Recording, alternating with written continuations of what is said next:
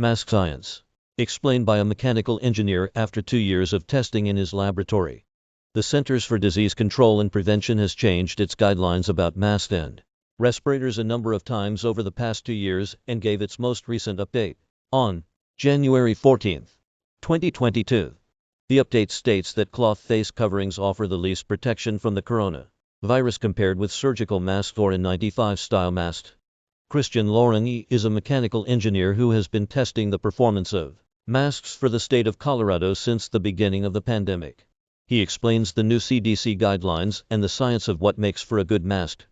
The CDC currently recommends that you wear the most protective mask you can that fits well and that you will wear consistently. The question, then, is what type of mask offers the best protection for you by filtering the air you breathe in and for those around you by filtering the air you breathe out.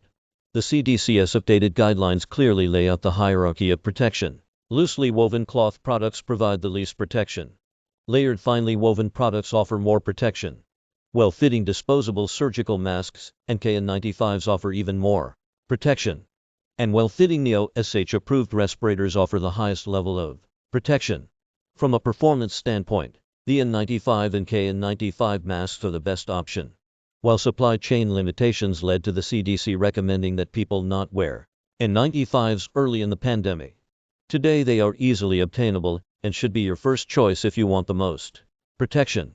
The biggest change in the new guidelines has to do with cloth masks. Previous guidance from the CDC had said that some cloth masks could offer acceptable levels of protection. The new guidance still acknowledges that cloth masks can offer a small amount of protection, but places them at the very bottom of the bunch. The effectiveness of a mask. How much protection a mask provides the wearer is a combination of two major elements. First, there's the ability of the material to capture particles. The second factor is the fraction of inhaled or exhaled air leaking out from around the mask. Essentially, how well a mask fits. Most mask materials can be thought of as a tangled net of small fibers. Particles passing through a mask are stopped when they physically touch one of those fibers. N95s, KN95s, and surgical masks are purpose-built to be effective at removing particles from the air. Their fibers are typically made from melt-blown plastics, often polypropylene, and the strands are tiny, often less than 4/1000th of an inch in diameter, or approximately 1/3 the width of a human hair. These small fibers create a large amount of surface area within the mask for filtering and collecting particles. Although the specific construction and thickness of the materials used in N95, KN95, and surgical masks can vary, the filter media used are often quite similar.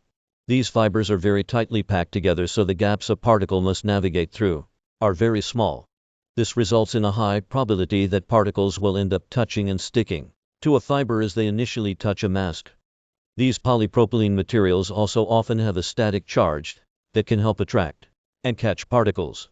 Cloth masks are typically made of common woven materials, such as cotton or polyester. The fibers are often large and less densely packed together, meaning particles can easily pass through the material. Adding more layers can help, but stacking layers has a diminishing return, and the performance of a cloth mask, even with multiple layers, will still typically not match that of a surgical mask or N95. Fit is the other major component in how effective a mask is.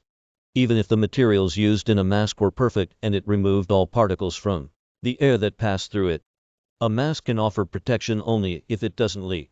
When you breathe in and out, air will always take the path of least resistance. If there are any gaps between a mask and someone's face, a substantial fraction of every breath will seep out through those gaps, and the mask will provide relatively little protection. Many cloth mask designs simply do not seal well. They are not stiff enough to push against the face. There are gaps where the mask doesn't even come in contact with the face, and it is not possible to cinch them tightly enough against the skin to form a decent seal. But leaking is a concern for all masks. Although the materials used in surgical masks are quite effective, they often bunch and fold on the sides. These gaps provide an easy route for air and particles to leak out. Knotting and tucking surgical masks or wearing a cloth mask over a surgical mask can both significantly reduce leakage. N95 masks aren't immune to this problem either. If the nose clip isn't securely pushed against your face, the mask is leaking. What makes N95s unique is that a specific requirement of the N95 Certification process is making sure the masks can form a good seal. The mechanics of how masks function is likely no different for Omicron than any other variant. The difference is that the Omicron variant is more easily transmitted than previous variants. This high level of infectiousness makes wearing good quality masks and wearing them correctly to limit the chances of catching or spreading the coronavirus that much more critical. Unfortunately, the attributes that make for a good mask are the very things that make masks uncomfortable and not very stylish.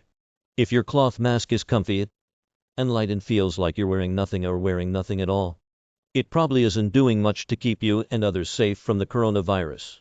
The protection offered by a high-quality, well-fitting N95 or KN95 is the best.